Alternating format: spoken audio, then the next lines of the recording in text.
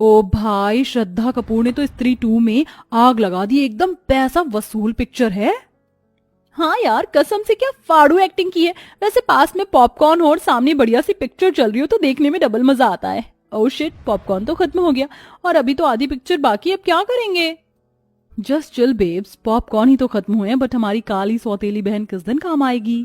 तभी पुराना सा सलवार कमीज पहने सिंपल सी चोटी में कमरे में किंजल आकर पूछती है, मोना रीटा, तुम दोनों बता दो डिनर में क्या खाओगे। देखो मोना, हमारी प्यारी काली बहन की उम्र कितनी लंबी है, नाम लेते ही हाजिर हो गई। किंजल, जाओ और जाके हमारे लिए पॉपकॉर्न ले आओ। पर रीटा, एक तो पहले ही डिनर के लिए इतनी देर हो चुकी है, रात के 11 बज रहे हैं। अगर इस टाइम तुम दोनों पॉपकॉर्न खाओगी तो फिर रात का डिनर किस टाइम में करोगी। ये सुनते ही दोनों गोरी सौतेली बहनें गुस्से में लाल पीली हो जाती हैं।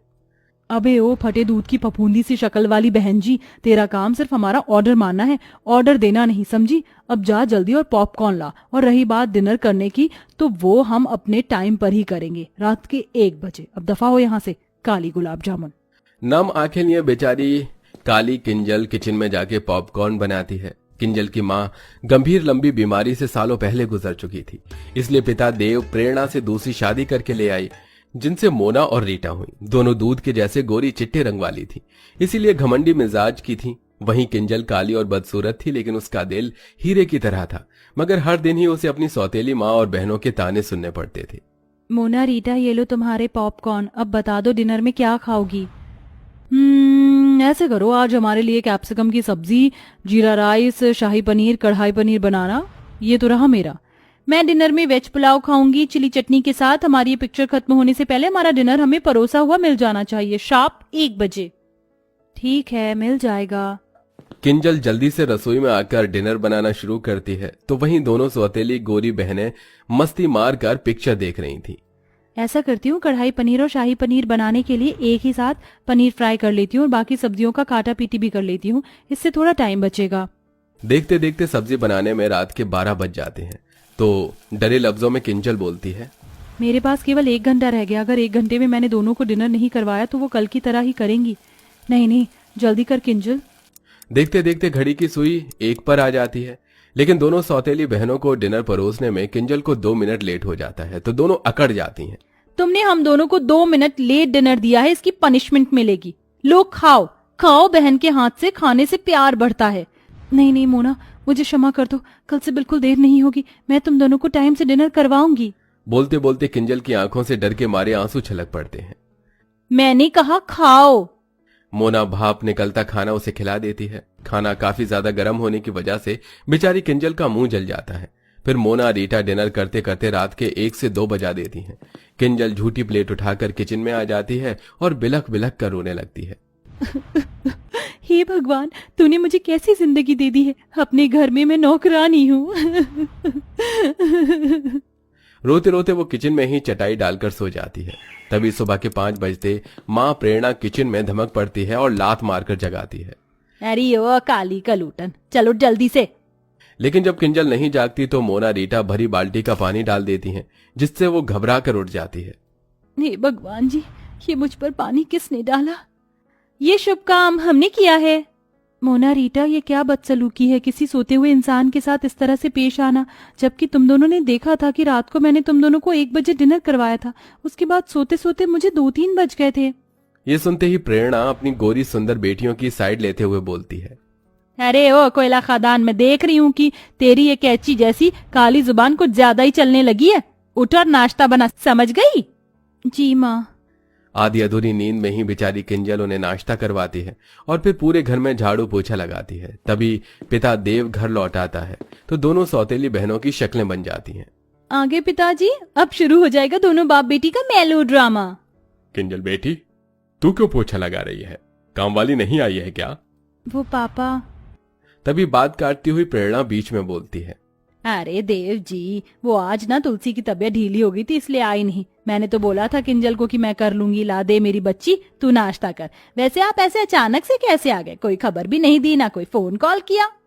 वो 1-2 दिन की छुट्टियां मिली थी, इसलिए चला आया किंजल को देखने। पापा, आपको तो किंजल दीदी के अलावा हम दोनों दिखते नहीं, थोड़ा प्यार हमें भी दे दीजिए, आफ्टर ऑल हम आपकी बेटी हैं। हाँ जानता हूँ।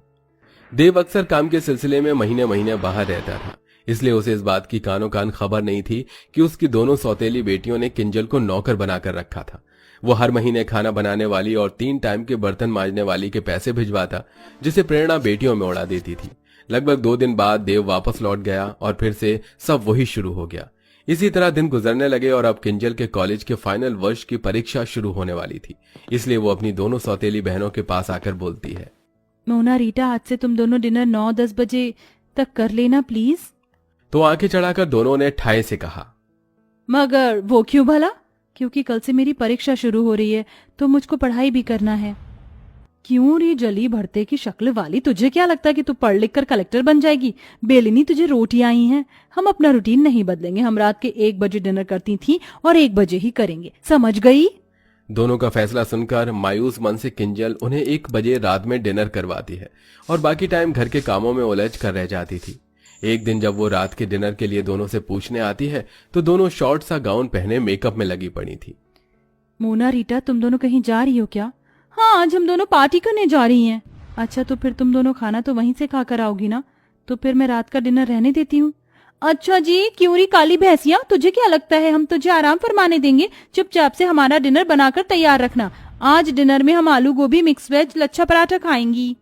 जानबूझकर दोनों लंबी चौड़ी लिस्ट देती हैं। तभी वो मायूसी से बोलती है, इतना खाना बहुत ज्यादा नहीं हो जाएगा डिनर के हिसाब से? कुछ ज्यादा नहीं होगा, तू बना देना बस।